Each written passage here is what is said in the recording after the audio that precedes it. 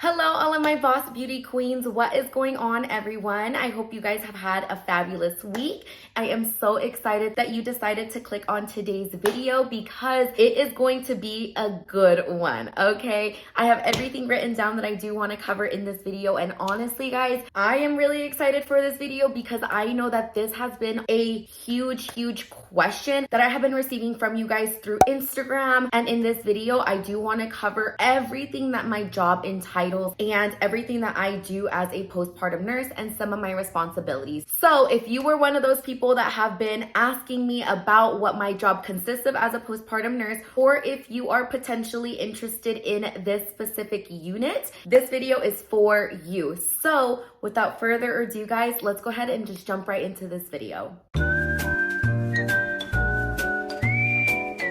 All right, y'all, so I'm going to waste no time. I do feel like it is most appropriate to go over how my full shift looks like from start to finish. And then at the end of this video, I do just want to touch on all the responsibilities that I have and some things that I had to learn before becoming a postpartum nurse. To start with, it is probably obvious, but as a nurse, you are expected to work 12-hour shifts. Of course, this is depending on the hospital that you work at, but my job does consist of a 12-hour day, and that starts at 7 a.m. and it does end at 7:30 p.m. with a 30-minute lunch in between for every single employee.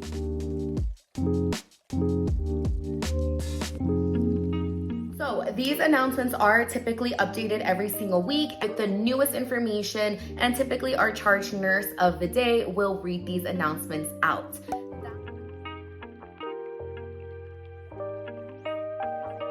After that, I will go into my assigned unit for the day, put all my stuff down, get situated, and then I will receive report on all of my patients. So I would like to say that I typically wrap up report around 7:30 when night shift is supposed to go. And then I'll typically refill my water bottle before I sit down on my desk. I'll sanitize my entire nurse's station down. And then I just grab my baby thermometer and grab everything that I need before I sit down and I start planning out my day.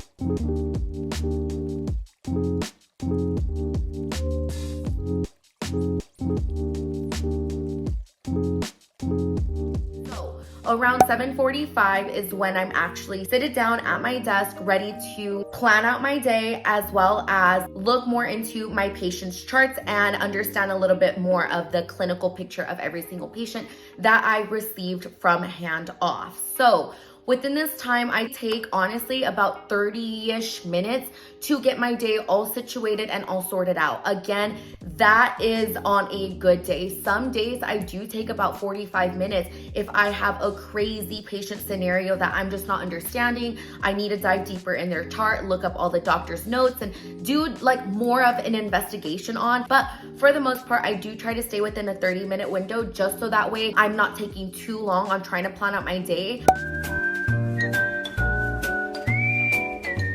Legally, we can have up to 4 couplets at a time. So that is 8 patients total. And I really want to emphasize that mom and baby are 2 separate patients. And I know that a lot of the times people are like, oh, how do you have 8 patients? It's because I look at mom and baby as separate individuals because they're separate people. So being that they are 2 separate people, it requires 2 separate documentation, 2 separate doctors. You are working with an OB/GYN with your mama, and you are working with a pediatrician with your baby. So they are not the same people. You are getting different orders for baby and for mom. So you are constantly bouncing back and forth between charts. It's around now 8:15 when I typically got done with planning out my entire day, and now it's time to assess my patients. And so after I've looked into their charts, I will then figure out who is the patient that I need to see first. What patient is the most critical, or who is the newest patient on the unit, who is not doing too well and they need my attention first. I will assess mom and baby throughout this time, and I will go through our entire day with mom. And of course, if there's a support person involved, I will also make sure that I am very much including them in all of the teaching and going over what the plan of day is going to look like. My first assessments are always a lot more in detail. I am looking at mama from head to toe, okay? I am making sure she is not dizzy, she's not seeing blurry, she's not nauseated, her stomach's okay, her incision looks okay. If she tore down there, I'm making sure that she knows how to care for her tear, and really just educating her on everything that is relevant to mom's clinical picture. I'll also make sure that I refill all waters at this point. I offer lots of snacks during my first assessment, especially because I want to set the tone for my patients, and I want them to know that I am a caring nurse that is going to be there for them. And if they need anything, I want them to make sure that they're comfortable enough to reach out to me at any part of the day. So really with that first assessment, I encourage you guys to create a rapport with your patients. Go in there, be nice, be sweet. And honestly, a lot of the times, if my patients are extremely healthy and I know that they're like my good room, I'll make sure to let them know, Mom, you are one of my more independent mamas, so please forgive me if I am spending less time in your room and I'm spending more time in others. But just know that you are just as important, and if you need anything, please press your red light to get anybody's attention. Only because I don't want to feel like I'm ever neglecting a patient. I make sure that my first initial assessment, I am very clear with what the plan of day is going to look like, what are the goals for the day, whether or not they're going to be staying or they are going to be discharging, any procedures, any lab, anything that they should expect, or anybody they should expect to come in. I let them know at this time, and then from there on, I'll just go and assess every single other patient that I do have. So I will typically wrap up these assessments around 10:30 a.m. Since we're on the topic of assessments and reports and all that fun stuff, I will just show you guys my report sheet. I do have an updated version. This is not the updated version, but this is what the report sheet looks like. It is front and back. And in another video, if you guys want to see me going over the updated report sheet with you guys on how I actually use it throughout my day, drop a comment down below. I feel like honestly that could be very beneficial, because I know a lot of people do struggle with finding like report sheets that work well for them, or that they are just like head over heels in love with and they can utilize in their daily routine. So this is what my report sheet looks like, and honestly sometimes I will fold it another time just to easily fit it in my pocket.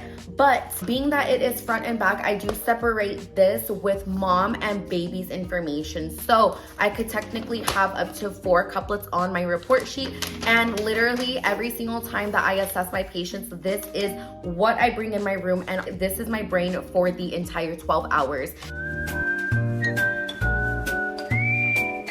For other nurses, they like to chart as they go.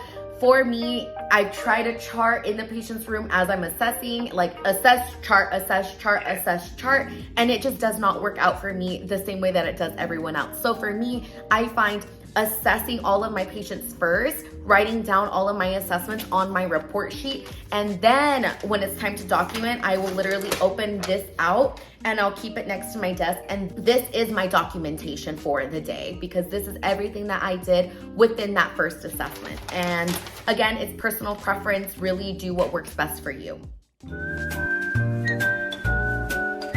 So documentation is really the longest part of my day. I will typically start this around 10:30 and I will finish it at 11:45. It takes a hot hour, and sometimes it could be a little bit over an hour.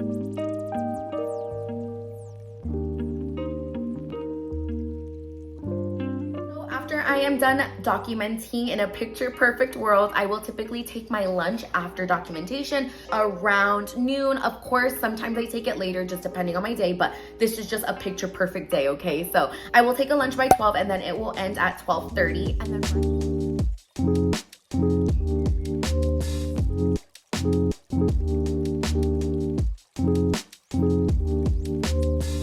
And then right after lunch, I will typically start printing out all of my discharge education for the families that I am going to be discharging that day. I do not like doing discharges in the morning when I first get there, because literally it is so chaotic. It's just so insane. So I really like to tell my patients that you guys can expect to get discharged around noon to 1, because there is so much education that comes into a postpartum discharge. You are not only educating mom on all of her education, right? But you are also educating on all of baby's information. Literally, guys, you are getting into the nitty-gritty of their entire time at the hospital and how to properly care for themselves at home, and also what to do in case of an emergency. And it's very important that your patient is awake, oriented, and is fully paying attention, because truly the discharge education is one of the most important things before leaving the hospital. So when you discharge, 9 times out of 10, you are going to be the nurse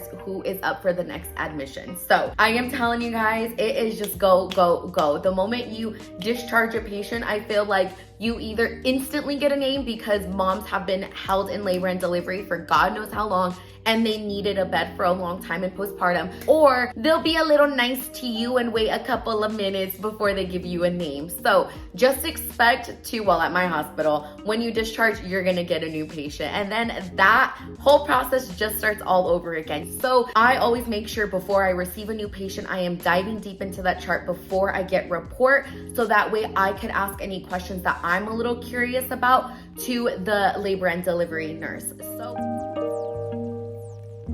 around probably 1300, I am assessing, refilling up waters, redoing my entire morning again. But this isn't a full head to toe assessment. This is more of a focused assessment. However, if there was a change in symptoms, if my patient started feeling heart palpitations, or there was a different vital sign reading that I wasn't okay with and I didn't feel comfortable with, then we're gonna be doing a very head to toe assessment again. But for the most part, the second assessment, it's a fundal check. I make sure my moms aren't bleeding. I make sure that they have everything that they need. And then I go and I move on to the next one. So my second assessments are a lot quicker than my first. After that, it is, I'm gonna say 6 p.m. And typically at 6 p.m., I will take my report sheet, and any of my patients that are still there, I will go update the systematic report sheet that we have on our postpartum floor. So that way we can easily give report to the oncoming nurse, and they have like a perfect little typed out report sheet with all the important information on it already. And also, I like to make one more round before I go home to make sure all of my patients are okay and that they have everything that they need. So I will typically take a WOW and I will take it to each patient's room, and I will grab their baby's feeding log, because we have to log all of the baby's poops, pees, and feeds before we leave, and making it known that I am going to be leaving in the next hour and they are going to be expecting a new nurse to take over care for them. So right when the night shift nurses come through those double doors, it is time to give reports, clean off my sheet, throw in the towel, and go home, because my 12-hour day is officially over at this point. So I will happily give report off of that report sheet that I updated, and then I will just let them know all of the important juicy info that they should expect on their shift during the nighttime. So that is typically what my 12-hour day looks like from start to finish. Now,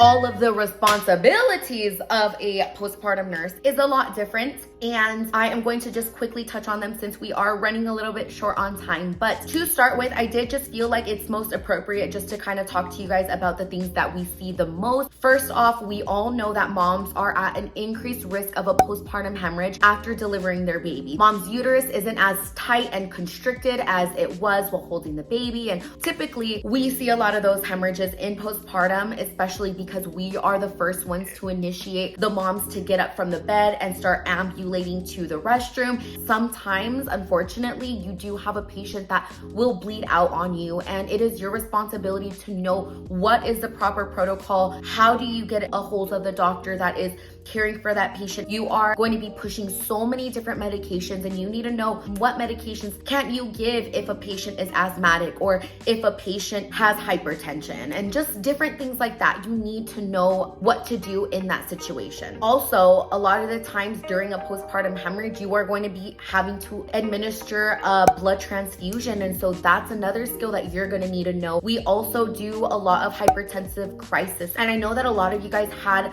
the question as to what is a hypertensive crisis. Is if you have a mom with 2 consecutive high blood pressures within a 15-minute time frame, you are starting hypertensive protocols. You are doing all the stuff that you need to do in a fast time frame, so that way your mom's pressures could go down, because if she keeps spiking those elevated pressures, she's at risk for seizing. So you want to make sure that you catch it on time and that everyone on the team is very vocal and communicative. And then also at my hospital, we work with magnesium. And to be honest, I feel like we're probably one of the only state hospitals that works with magnesium and could care with a normal patient load, okay? This is very important because a lot of hospitals will not allow a nurse to care for a patient on magnesium unless they're only caring for that one, because magnesium is a very serious medication if you guys do not know this already. Unfortunately, I also deal with social work and possible DCS removals, which is extremely heartbreaking and extremely sad. But if a mom's UDS comes back positive for opioids or methamphetamine during pregnancy, of course DCS is going to get involved at that point. So those are, of course, the tougher days for me, because it's never easy seeing a baby get taken away from a family. It's always tough. And then at the end of the day, we are nurses and we are needing to know what to do in case of a code. So we do have to be certified in our neonatal resuscitation as well as our BLS renewals. And I feel like there's just so much that a postpartum nurse covers, like even your hypoglycemic babies. There's just a lot, but I do feel like I touched on the most big and important responsibilities, and I really hope you guys found this very helpful and useful. So just like always, friends, have a beautiful, blessed rest of your guys' days and weeks, and until next time, I will see you guys in next week's upload. Bye, y'all.